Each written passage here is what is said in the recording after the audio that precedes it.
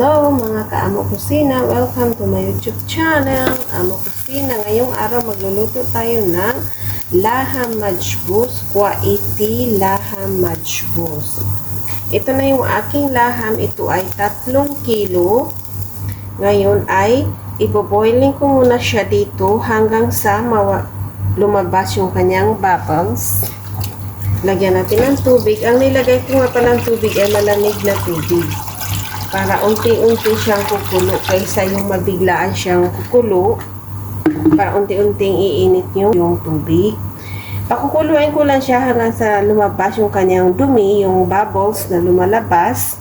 Tapos kukunin na natin at saka na natin siya gigisahin. Tara, umpisahan na natin sa pagluto at samahan niyo ako dahil ngayong araw may kainan dito sa kusina ni Amo. Pupunta dito lahat yung kanyang anak. So, ito yung aking lulutuin. Bismillah. Pag kumulo na, ito lumalabas na yung kanyang bubbles. Ito yung ating kukunin. Dahil ito yung nakapagpabigay ng lansa at amoy sa laham kapag ito ay hindi nakukuha.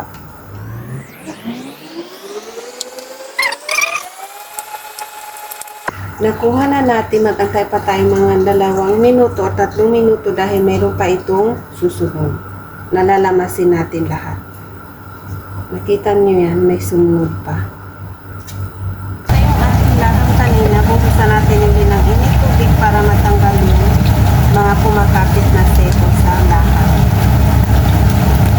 Bago natin isa. Sibuyas. Isang malaking sibuyas yung aking hiniwa dito. Lagyan natin. I-prepare naman natin ngayon yung ating baharat. Laham baharat. 2 teaspoon laham. Half teaspoon cinnamon powder. Half teaspoon hamon. Half teaspoon cardamom.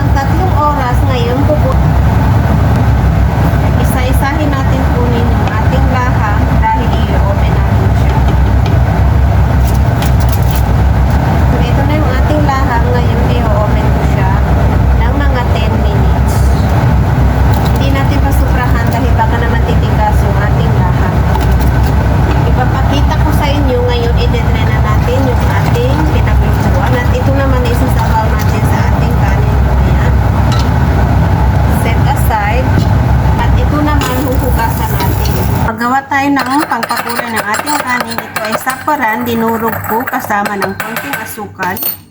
Ilagay natin dito sa aking lalagyanan, rose water. Kasi ito, hindi ko to agad nauubos, mga 1 linggo pa to siya sa rep. Dito sa kusina ni Amo, ito yung aking ginagamit, sapran. Hindi kami gumagamit ng food coloring. So, sa lahat ng pangpakulay ng kanin, ito po ang pinakamahal, sapran. Kaya kailangan konti, padamihin natin ng tubig. Tipid talagang kailangan. Mantika.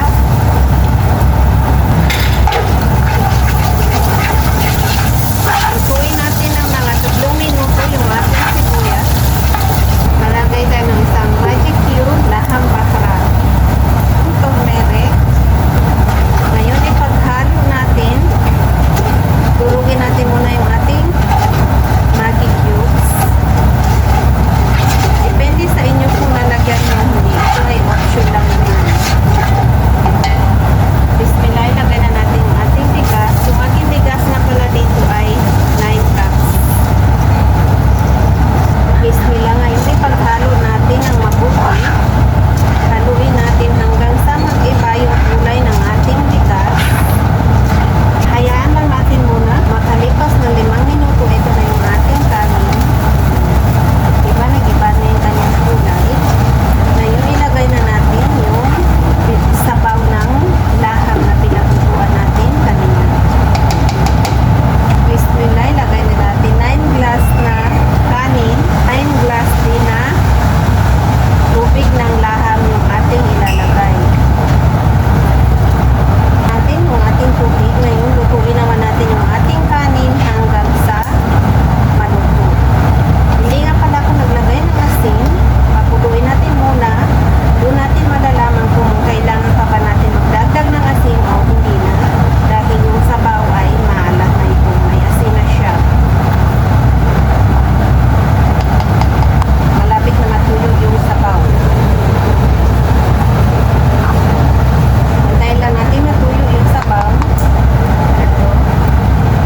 Natuyo na yung tubig ng ating kanin.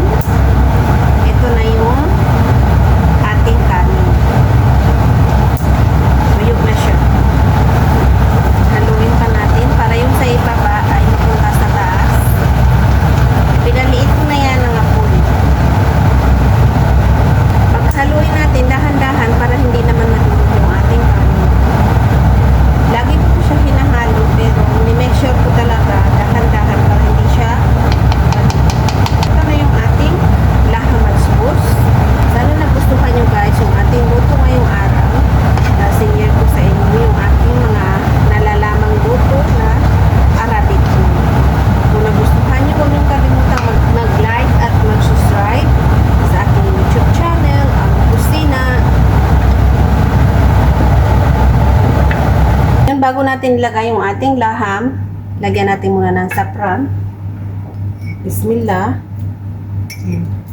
Dito sa taas natin ilalagay, sa gitna.